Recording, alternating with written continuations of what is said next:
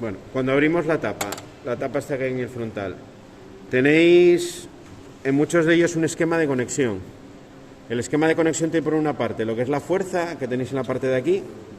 La fuerza normalmente es muy sencilla, porque va a ser entrada trifásica, o monofásica como es este caso, y la salida trifásica para el motor. L1, L2, L3, o L y N como este caso, para la alimentación, VW para la salida del motor. Ahí la conexión no tiene ninguna pérdida.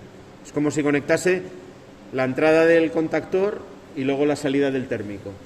¿Vale? Bueno, si lo tengo en un cuadro tendría que ir a bornas y de las bornas iría al motor directamente. En este caso, como lo tengo montado aquí ya, directamente desde ahí al motor. Y luego la parte de mando. Aquí ya depende mucho del modelo de variador. Este es uno bastante sencillo. A partir de aquí los hay mucho más complicados. Este tiene 4 entradas digitales, que os señaliza aquí. Esas son las 4 entradas digitales, que a su vez en el tablero están sacadas a 4 interruptores, para poder, sin necesidad de conectar nada más, poder jugar un poco con el variador. Son estas 4 entradas de aquí.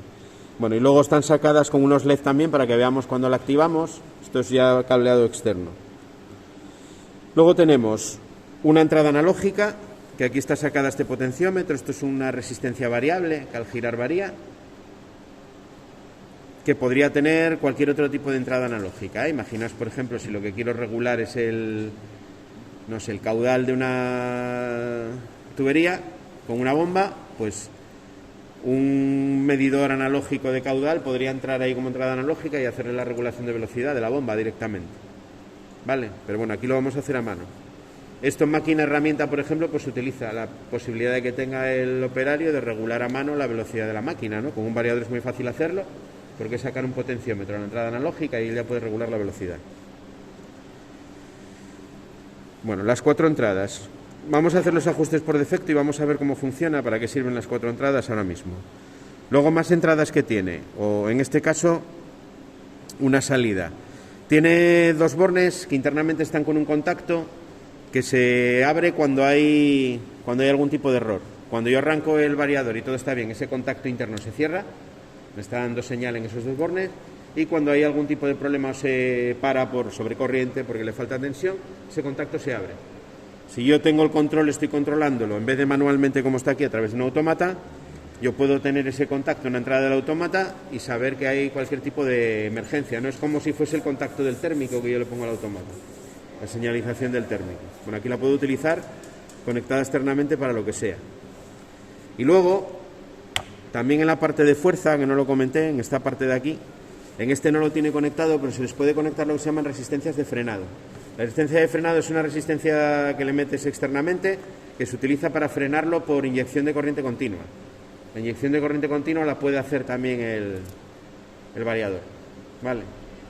Bueno, este concretamente no sé si lo hace por inyección de corriente continua o el que decíamos el frenado a contracorriente. Probablemente sea el frenado a contracorriente, por eso necesitamos una resistencia, para que no se nos queme, ¿no?, el motor, para limitar la corriente. Entonces, esa resistencia, pues hay 2 bornes donde se puede allí directamente conectar. Respecto a conexiones, es lo que tiene. Parte de fuerza muy sencillo, porque va a ser meterle alimentación y sacar los 3 bornes de siempre al motor.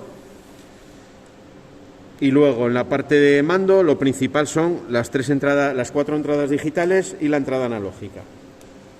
Bueno, primer ajuste que vamos a hacer, le vamos a poner el parámetro, bueno, de la que lo arrancáis, el parámetro que sale ahí es ready, ¿no? Os pone RDY, significa ready, que está listo para funcionar.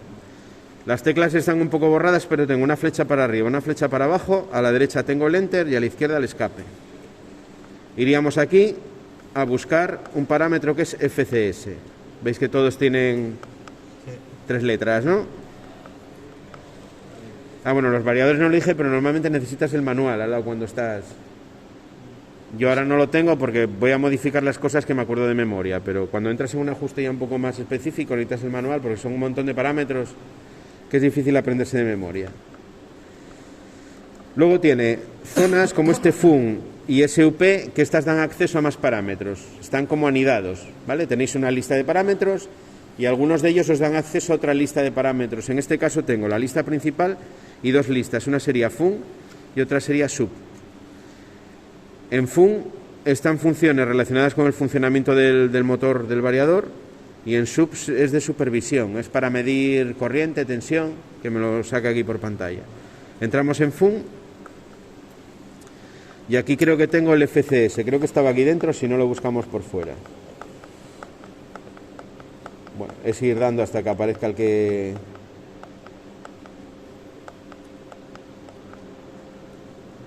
No, es este, FCS. Este es el de ajustes de fábrica. Entraríamos y ahí me sale no, rec, ini. ¿Vale? Rec es una memoria que tiene internamente donde yo puedo grabar los ajustes que tengo. Imagínate que le hiciste un montón de cambios a los parámetros. Los puedes guardar internamente en la memoria y en cualquier momento en el rec los recuperaría sus ajustes. Eso se hace normalmente en planta porque cada vez que hay un problema no vas a configurarlo de cero, ¿no? Y luego si quiero volver a los ajustes de fábrica es ese ini de aquí. Aquí apretaría, me parece que son 2 o 3 segundos hasta que parpadea. Y ya estarían los ajustes de fábrica. Bueno, para ver cómo funciona, ahora que lo voy a arrancar. Dentro de SUP tenemos un parámetro que es RFR. A ver, que no entré bien porque me salió aquí. Enter. RFR. Ese parámetro me da la frecuencia de salida del motor. Va de 0 a 50, ¿no? Porque por defecto el ajuste que tiene es el ajuste europeo. 0 Hz velocidad mínima, 50 Hz me daría velocidad máxima. Bueno, en este ajuste de aquí, vamos a subirlo ahí un poco para poder verlo mejor. Veis que ahí ya está girando el motor, ¿no? Este de aquí me hace el arranque a derechas, en sentido normal, directo. Y cuando lo quito para. Es una señal de interruptor, tiene que ser una señal mantenida. En esta velocidad, que es la velocidad que llamamos 0, el control de velocidad lo tengo con el potenciómetro. Veis que si yo giro aquí, pues ahora lo tendría, por ejemplo, girando a 22 y pico, ¿no? 22,8 me parece que aparece en pantalla. Puedo hacerlo girar más despacio, ¿eh? Cuando está en vacío puede girar casi a muy pocos hercios. Si estuviese en carga no puede, a partir de 10 hercios hacia abajo seguramente se pare. Porque no puede, no tiene fuerza para mover. Él te puede dar la potencia máxima, digamos el par motor normal del motor, valga la redundancia, te lo puede dar a partir de 10 hercios. A partir de 10 hercios él puede hacer girar el motor con fuerza, moviendo la carga que tenga que mover. Por debajo de 10 no es capaz, porque los valores de corriente y de tensión que tendría que dar el motor no lo quemarían. ¿Y cómo darías para arrancarlo? Lo hace, separa. Bueno, tienes que arrancarlo, asegurarte de que la carga es más pequeña en ese momento, ¿no? Igual que arrancamos, por ejemplo, con un estira triángulo.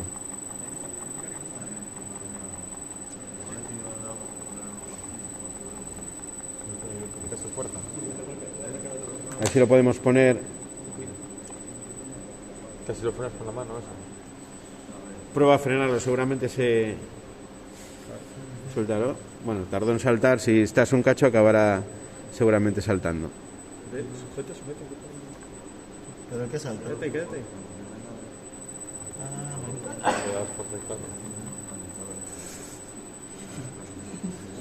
Voy a darle velocidad. Y luego ahí acelera. Ahora. Venga, seguimos con las entradas. La segunda entrada, la 2, lo que hace es lo mismo, pero en el sentido inverso de giro. ¿Vale? Tiene una para cada sentido. Si está girando en un sentido y yo le doy a la otra, no pasa nada.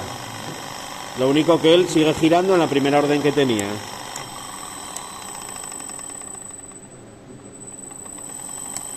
Bueno, luego aquí tengo los que me permiten seleccionar la velocidad.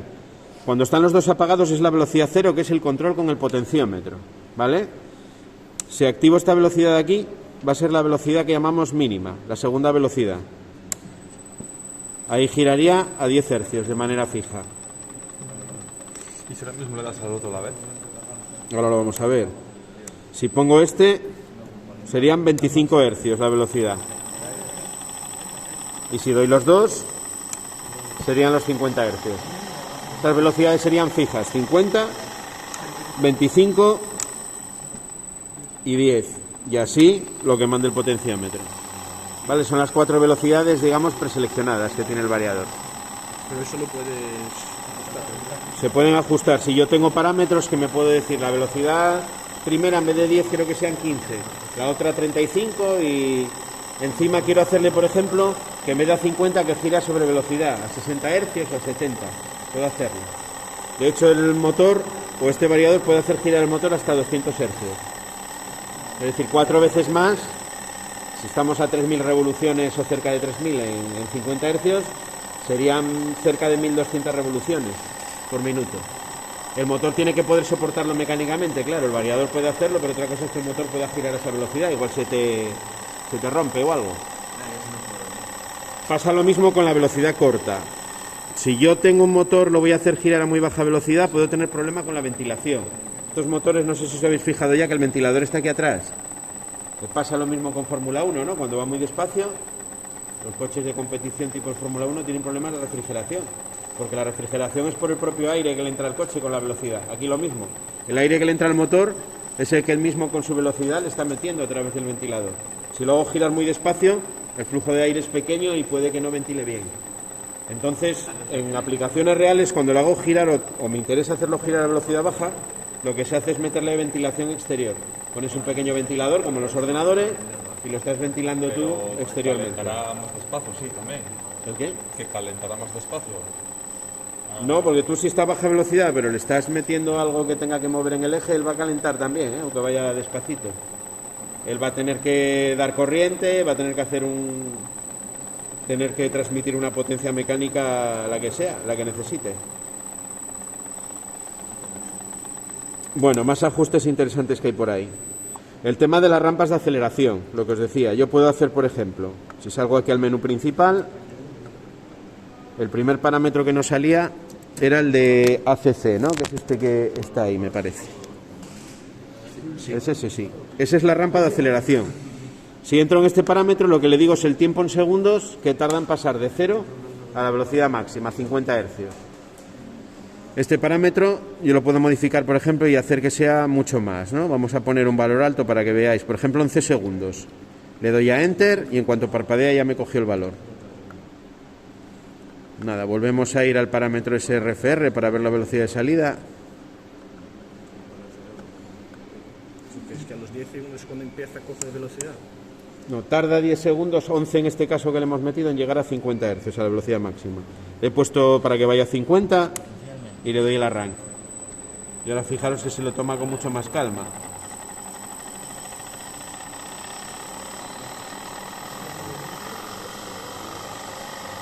Ahí llegó, ¿no? Más o menos los 11 segundos. Vamos a poner un valor muy corto para que veáis la diferencia.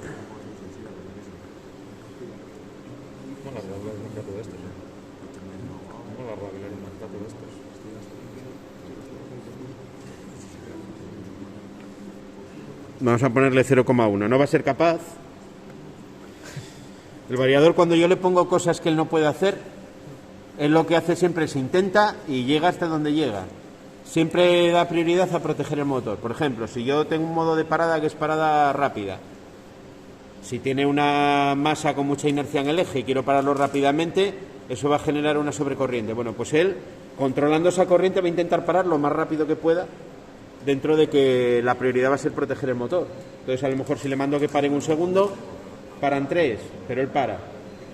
Te ha conseguido parar la carga un poco más de tiempo porque estaba protegiendo en cualquier momento el motor.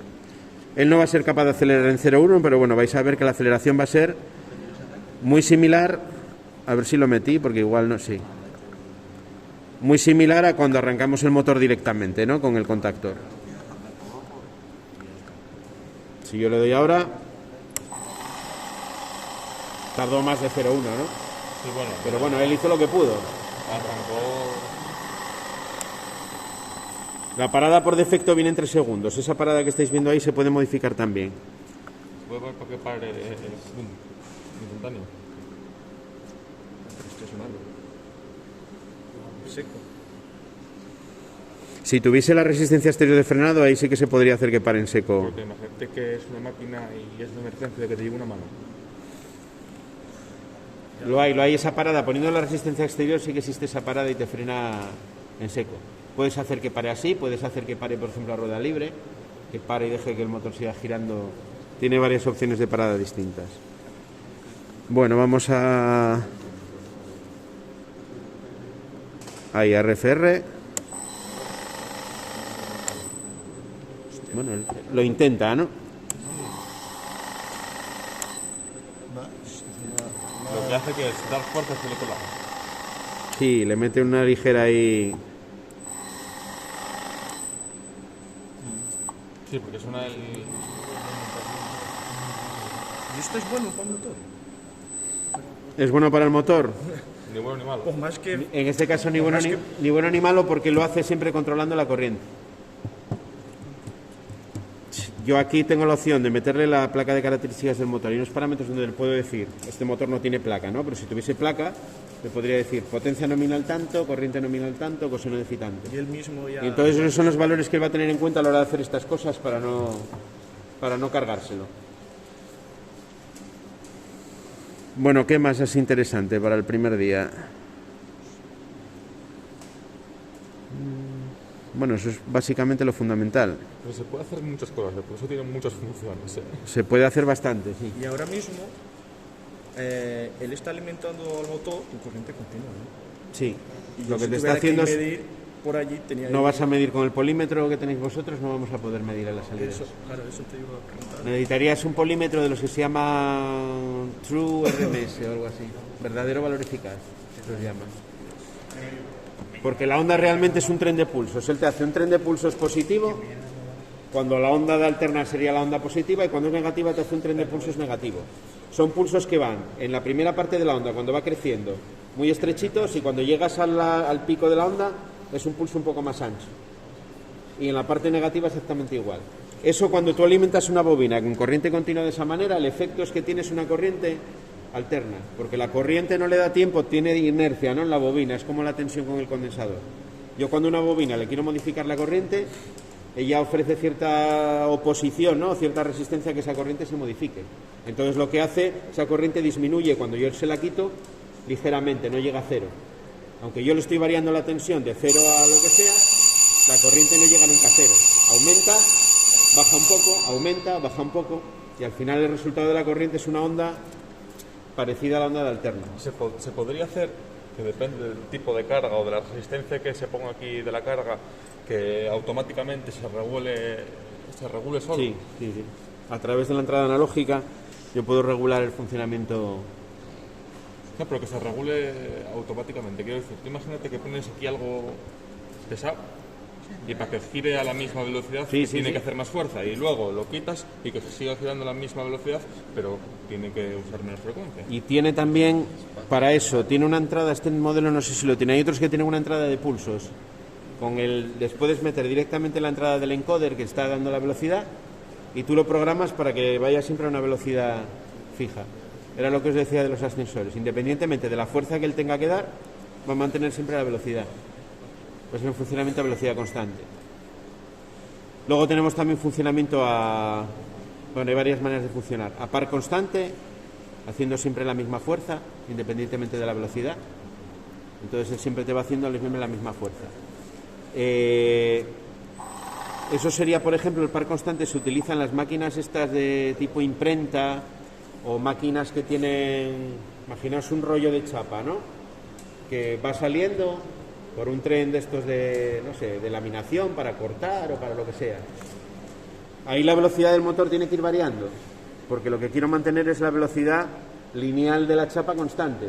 A medida que el radio de la bobina se va reduciendo, cada vez la velocidad va a ir aumentando, si yo no regulo. Entonces lo que hace es regular de tal manera que mantiene la velocidad lineal de salida de la chapa constante y va regulando la velocidad de giro del motor para que eso se mantenga así. Es otra opción de funcionamiento.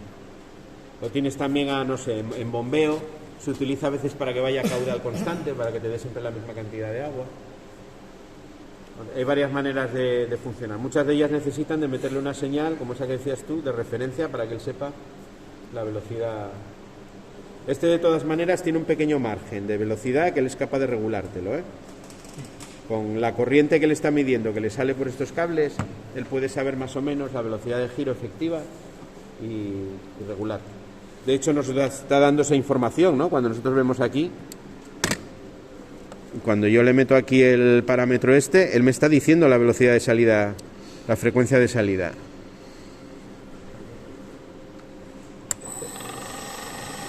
Y eso me está aproximando bastante la velocidad real del motor.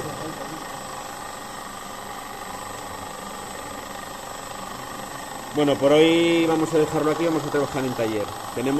Creo que estamos en la 14, en un par de prácticas tenemos la primera del variador. Lo que vamos a hacer aquí en las prácticas cuando lo conectemos, pues va a ser poner el variador al lado del tablero normal y lo vamos a cablear por dentro del tablero como si estuviese dentro, ¿vale? Normalmente el variador, pues en un cuadro se cablea en el propio cuadro, no necesita de carril, como podéis ver, porque directamente se atornilla sobre la chapa, que además le va a ayudar a disipar mejor.